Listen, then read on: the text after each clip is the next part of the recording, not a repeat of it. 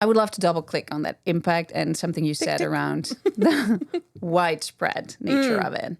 Because one of the things that triggered this whole kind of conversation around innovation for me recently was someone claimed or argued that all innovation or most innovation comes from the US and that Europe is so far behind.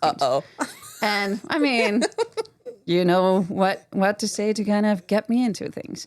And I just happen to live in North America and have my roots in Europe, right? So it is something, it triggered something for me. And then I started thinking about it. So I see from a US perspective, like it's almost innovation is perceived as something very opportunistic. There's more investment. I think there's a higher level of risk appetite in the US. There's a lot of like tech innovation that quickly kind of reaches the market, scales quickly, gets commercialized. So there's a lot of like speed in innovation in the US. I can see that. At the same time, I also see a huge equity gap. Like, it's just kind of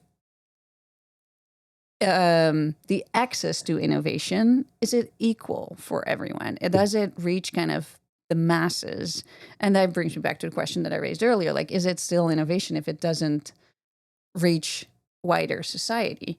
Which then, that's the argument that I would make for Europe, or at least kind of modern Europe, is the innovation that I see there, or at least kind of how I would define innovation, is a lot more focused on building systemic benefit. So it has like a wider societal purpose, I feel like. And examples that come to mind are like the sustainability pursued in Europe, I think is huge. I think they've set an ambition for 2050 to be the first continent that's net zero. Like there's Copenhagen as a city is aspiring to become the first net zero city in 2025. That's actually this year. The Netherlands is really known for the circular economy.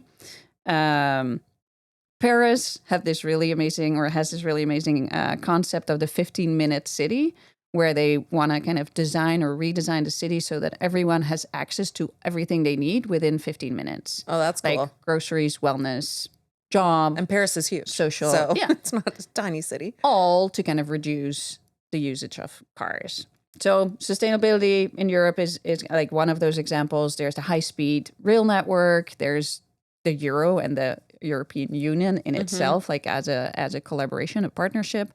So it might be slower and less agile, but I still think there's a lot of innovation and more widespread innovation in Europe. So curious to hear your thoughts about that. Yeah, it's a bit of like I'm seeing kind of two parallels or intersections of one is about, is it innovation if it doesn't benefit the collective? Yeah. Right? Only a few.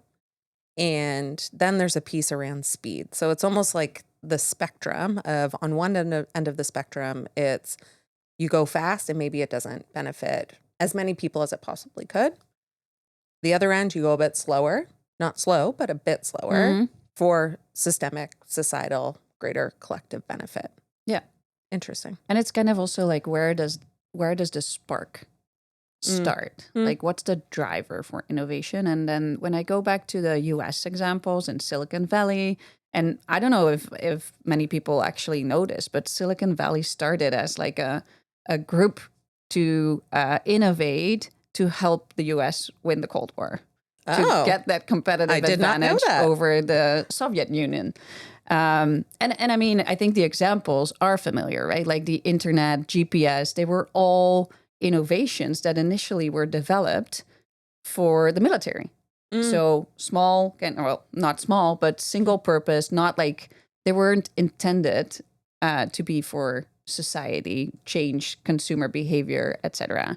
They were first kind of really a defense mechanism, really, which I think is interesting. And then I think the US is really good at scaling that, commercializing it.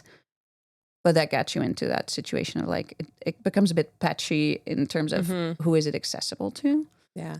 So the like internet and GPS examples, maybe those wouldn't have been considered in that time or in that moment as a huge innovation. But now fast forward, well, they're all around the world, and some companies have, these goals of internet and Wi-Fi being and available. And they are widespread, right? And now they are. So now it's an innovation. So seeing that collective benefit. But I think the opportunity and being maybe more personal gain, corporate gain side, or you mentioned commercialization, I think that's an element, but, I don't think it's all about money or all about the Benjamin, so to speak. But you bringing in cultural or country pieces also starts to get me thinking about across the world. So we've given examples, and the you world's said bigger than the U.S. and Europe. But based off of your personal experiences growing up in Europe and spending many of your formative years and only moving to Canada more recently, you can compare those things where it starts to get me to think, and I definitely am not the person to think about it, but I ask the question, like, what's innovation like in Asia, in Japan, in China, in India, in Australia? Like, I start to think about what is the culture of innovation in different geographies. And maybe this is where you're going. You kind of said, does one influence the other? And what does that look like? And what is that relationship? How is it incentivized or encouraged? Or how is that culture of innovation created? And, looking at our very modern world right now and what that looks like, maybe it was a very different story hundreds of years ago. Yeah, for but sure. I am curious about what that relationship is between culture and incentivizing a culture of innovation, both from a global societal perspective in countries, but also like within companies. Yeah. So that's interesting. Like, how do you take the learnings or the observations, if you will, from the various different cultures and how they approach innovation, and how do you take that within your organizational context? And is there an ideal balance where you take like the speed and agility and level of commercialization that the US is known for, and add a little bit of that social impact responsibility component? And is that where you kind of set yourself up to go fast and far? You can do both at the same time. Yeah. So I think that it is an interesting question to unpack further.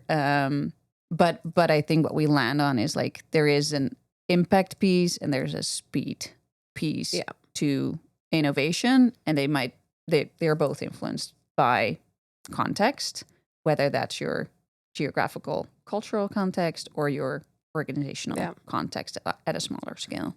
And going back to that formula where we had innovation equals the idea, which is, the creativity piece, and then the action, and then the impact. If it doesn't have that impact and widespread impact or collective, maybe it's just an invention. I think of your examples within the military, it's an invention at that point for a singular use. But then how do you take it from a great idea or great invention to that wide scale and benefit as many people as possible? Cool. So it's idea, invention, innovation, impact, momentum. That's a lot of eyes. How do we get more eyes in there? Implementation instead of action. But I like that.